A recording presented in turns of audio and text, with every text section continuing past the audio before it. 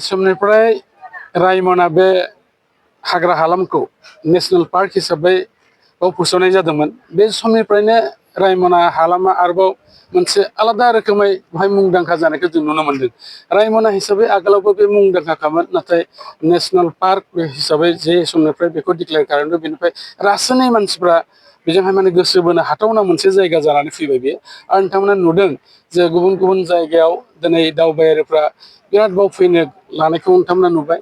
जे आसामनि अनगायैबो भारतबर्षनि गुबुन गुबुन रायजो लोगोसे बायजो हादोरनि दावबायारिफ्रा नैबे दैज्लां बोथोर जोबनानै बिथांमोना फैनायनि समखौ जासिगोन एबा बिथांमोना फैगोन।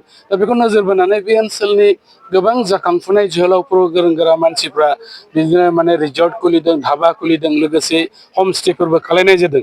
दा बे बिथिं नोजोर बोनानै जोंनि मानगोनां समनाथ नार्जारि बिथाङाबो दिनै बेवहाय रायमना जंगल रिट्रिट मुंनि मोनसे रिजर्ट खुलिनानै दिनै बेखौ बेखेवनाय जाबाय।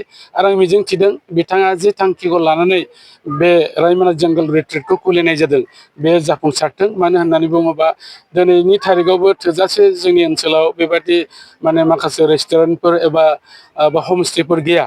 दा जेसे हागौ एसे बयबो गोसो गुदुं सुबुंफ्रा हानाय केपासिटि गोनांफ्रा जाहाथे खुलिबावथों आं मिजिंथिदों।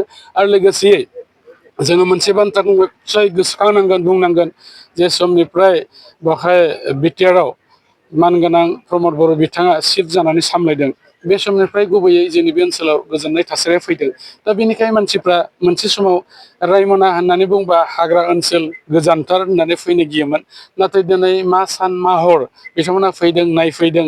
खाथि खालानि ओनसोलनि बायजो हादोरनि मानसिफोर आरो उइदिन दा कान्ट्रिनि मानसिफ्रा बिराद फैदों।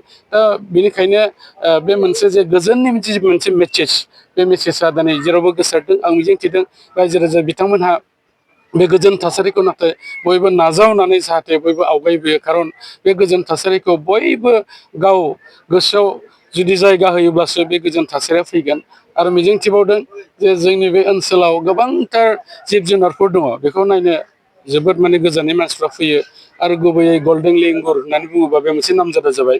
आरो जोङो रिसेन्टलि मिथिनो मोनदों, खारन जों बाव बे जायगानि बे हालामनिबाबो जों गासिबो मिथिनो मोना। बेवहाय गोबां स्टाडि खालामनानै नायनो जाबाय जे बुहुमनि गेजेराव गुबुन गुबुन जातनि जे सिख्रि मोननाय जायो बेवहाय बे रायमना नेशनेल पार्कआव बांसिनै मोननाय जायो। गोबां प्रजातिनि बाव सिख्रिफोर मोनो। आरो दिनै गोबां गुबुन गुबुन फरेस्ट डिपार्टमेन्टनिफ्राय एबा बे नेशनेल पार्कनि जानानै जाय बिथांमोनहा बे सामलायनायाव बिथांमोना बाहागो मोनदों एबा थादों नायनो सरकारनि जानानै बिथांमोना जायगा जायगा केमेरा बसायदों। गोदान गोदान जिब जुनाराबो बेवहाय केमेरायाव फैबाय थादों आरो।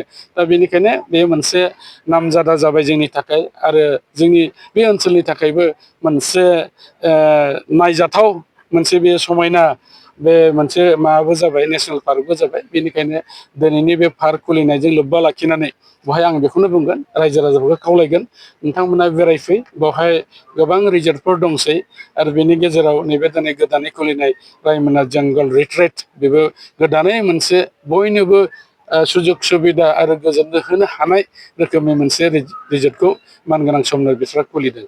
दा बेनिखायनो बिथांनिसिमबो आं खेबसे आरोबाव आङो गोसो गोरबोनि साबायखर जासिबावबाय। रायजो राजाफोरनिसिमबो फिन खेबसे खावलायबावबाय जे रायजो राजाफ्रा जाहाथे बेरायनो फैयो। गोजोन्थों।